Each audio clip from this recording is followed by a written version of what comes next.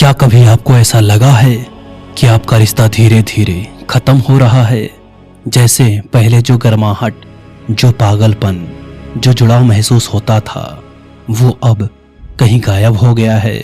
क्या आपको भी लगता है कि आपका पार्टनर आजकल पहले जैसा नहीं रहा? ना वैसी बातें, ना वैसी दिलचस्पी और ना ही वो नजदीकियां। अगर हाँ, तो ये वीडियो आपका दिल चीर देगी, लेकिन आपकी आंखें भी खोल देगी। आज की दुनिया में रिश्तों की परिभाषा पूरी तरीके से बदल चुकी है।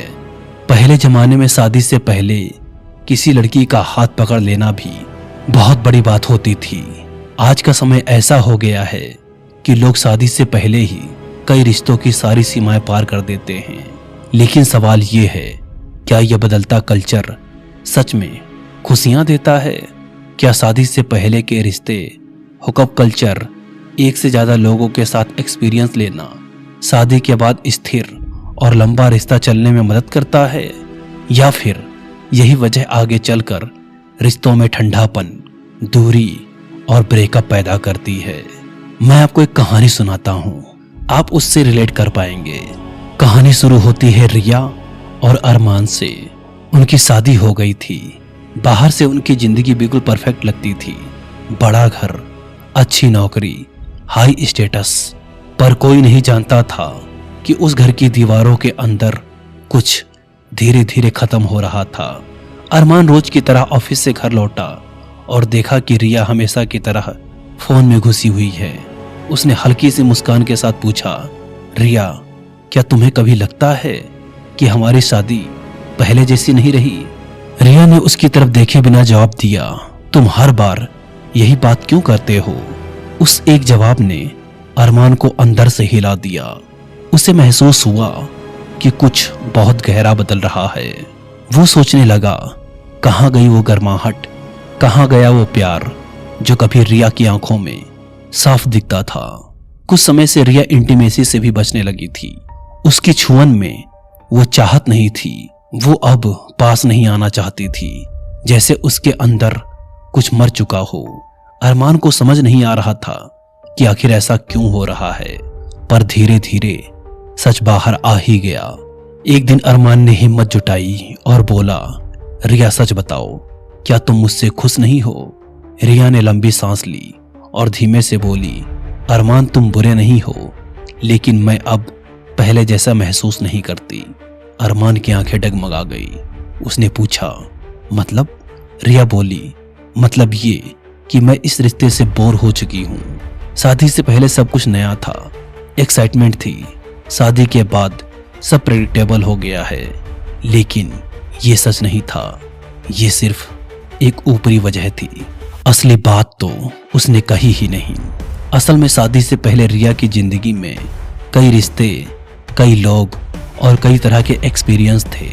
उसका दिमाग उन चीजों का इतना आदी हो चुका था कि शादी जैसी स्थिर जिंदगी उसे सिंपल लगने लगी थी। उसे वो जोश, वो रोमांच, वो नयापन नहीं मिल रहा था जिसकी वो आदी हो चुकी थी। ये सिर्फ रिया की बात नहीं है, आज बहुत से रिश्तों में यही हो रहा है।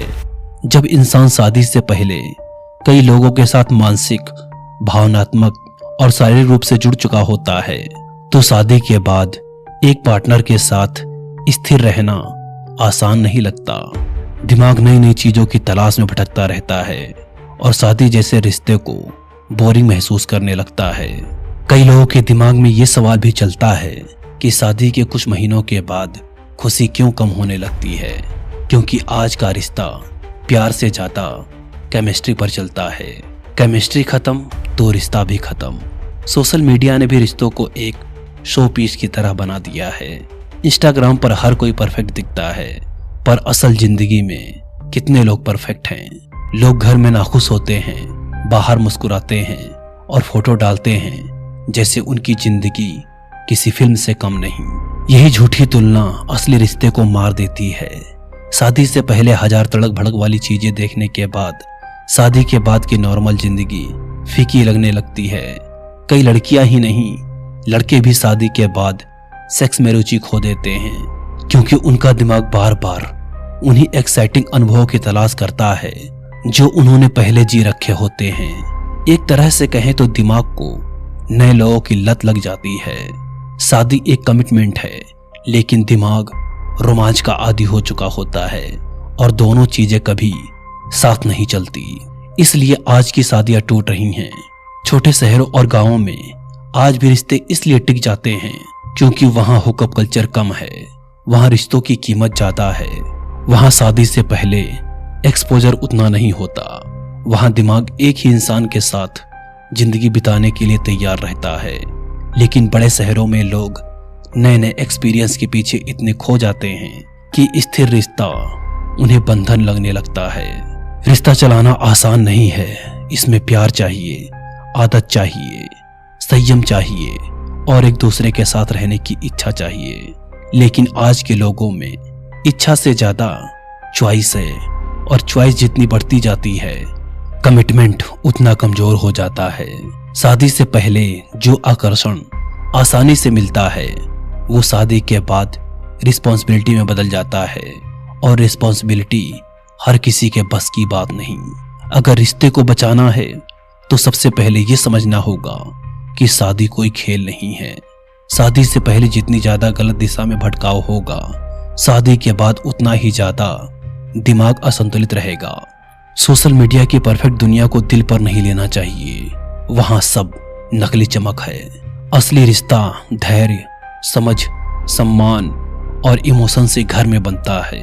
अगर आपको लगता है कि आपका रिश्ता फिसल रहा है तो आज ही उस पर काम करना शुरू करें, क्योंकि समय रहते अगर समझ नहीं आया तो वो दिन आएगा जब कोई भी रिश्ता 2-3 साल से ज्यादा टिक नहीं पाएगा। प्यार को बचाना है तो उसके लिए त्याग और समझ दोनों चाहिए, सिर्फ आकर्षण नहीं।